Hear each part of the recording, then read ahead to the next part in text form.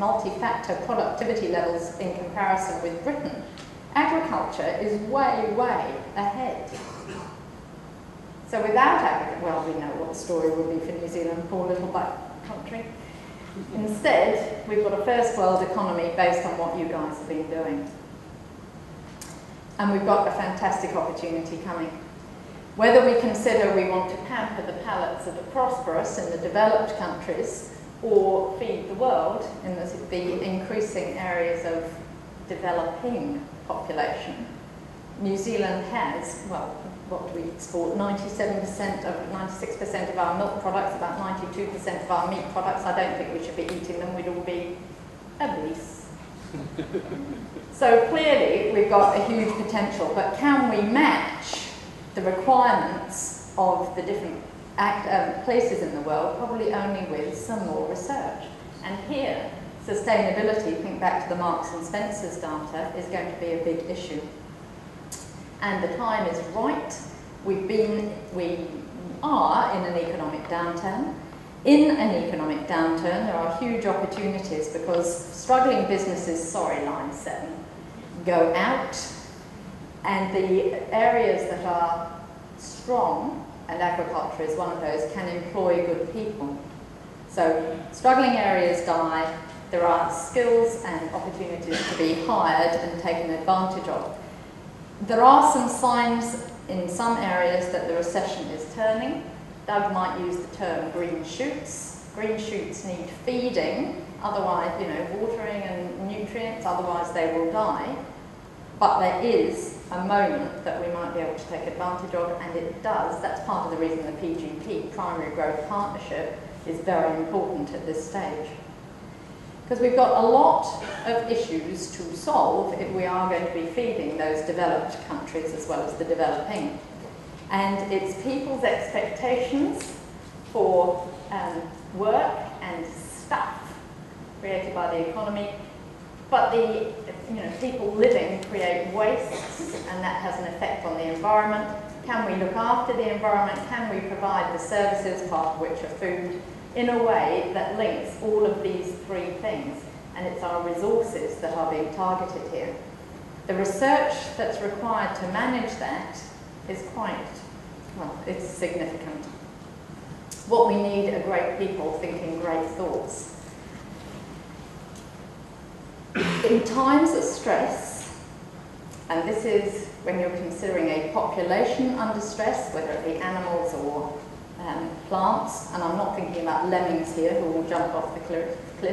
It's important to have people, to have risk takers and innovation, and it's the innovators and the risk takers that will lead to adaptation and survival. Not the first lemming that jumps off and everybody else follows him. That's a real sheep attitude, but you just think about plants. The outlier that's in a small area where there is more water, perhaps, that's the one, or less water, and if it survives, that's the one that will provide our new economy. And we need exactly the same thought in business. We need the innovators and risk takers, the ones who aren't actually just following the sheep, to make the new decisions, and they will provide our future. We don't have a system in science that allows us to be the innovators and risk takers. What we have is a system that says if you're towing the line, you might well get promoted because you've done the stuff, got the outputs, you've followed the process that allows you to achieve on those outputs. And yet, it is the investigator-led research that produces the biggest value for society.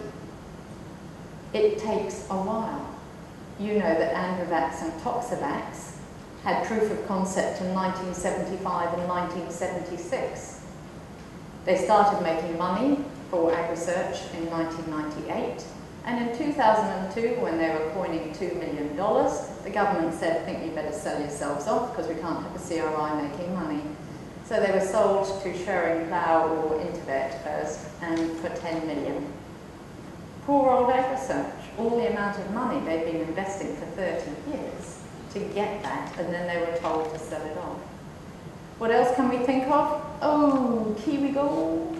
there's another one. We need some more agricultural ones, but Kiwi Gold's probably cost 50 million to invest to research over 10 years, and they expect to have $1 billion in returns for this financial year by the end, by the end of 2009. But it's investigator-led research, thinking that might be interesting. I wonder what we could do with it. In our current system, we are working on. We're being told what to do, and you know about the bidding and the reporting. I've talked with lots of you about it. We are moving into the Partnership for Growth, PGP, the Primary Growth Partnership, and all the talk, including from Bill Faulkner on Monday morning at 6:23, or was it Tuesday morning at 6:23, is about business partnerships. The business model is about outputs and following process, and all that innovative talk I've just talked about will not happen. You will be down to output-driven research. So I want you, Federated Farmers of New Zealand, to make this point to Bill Faulkner. When you're getting a meeting with him, John, go and tell him we have to have some creative time in the science thing. If you have the industry determining what you're going to get, and even in some cases saying how you're going to get it, you won't get that. And this is desperately important for New Zealand at our current point. Not just because of the economic downturn, when we've got the opportunity to lead the world, but because we're not getting creative, innovative scientists into New Zealand. Scientists need to be able to do things in depth and detail, and that is a senior scientist at AgResearch. He's particularly involved in soil carbon, and we do need, you know, scientists are very peculiar people, we accept that, but we're working to find out what actually makes this country tick. And we like to work with the creative farmers of New Zealand. So I want a New Zealand equivalent to this, which is a British shot. And the farmer decided to make an announcement to the passing hordes in case they had missed the fact that spring is coming, which of course it is for us now. 3.5 hours with dogs. And I think that is a much better use of 3.5 hours than most of what I've seen in art galleries recently. I will not have society telling me that scientists and the farmers aren't creative people.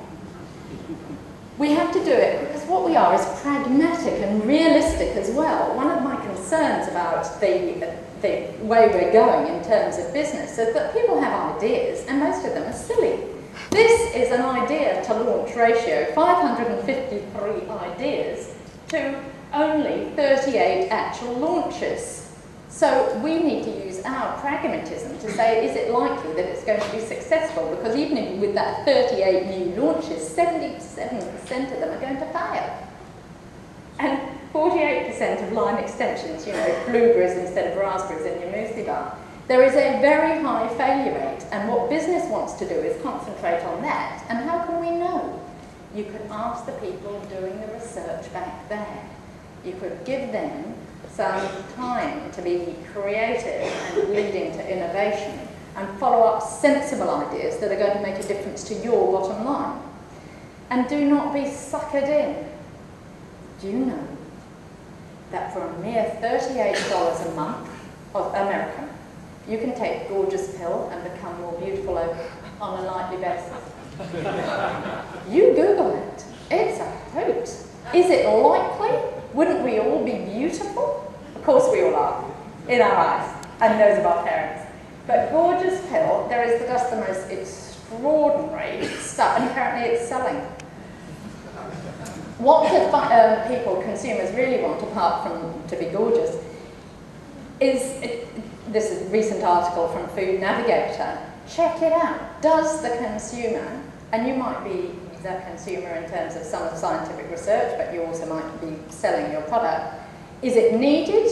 Are the ingredients okay? Does the consumer understand the benefit and trust the brand? Trust. So the big issues for New Zealand are you, me, and the country. Well, there's some good news.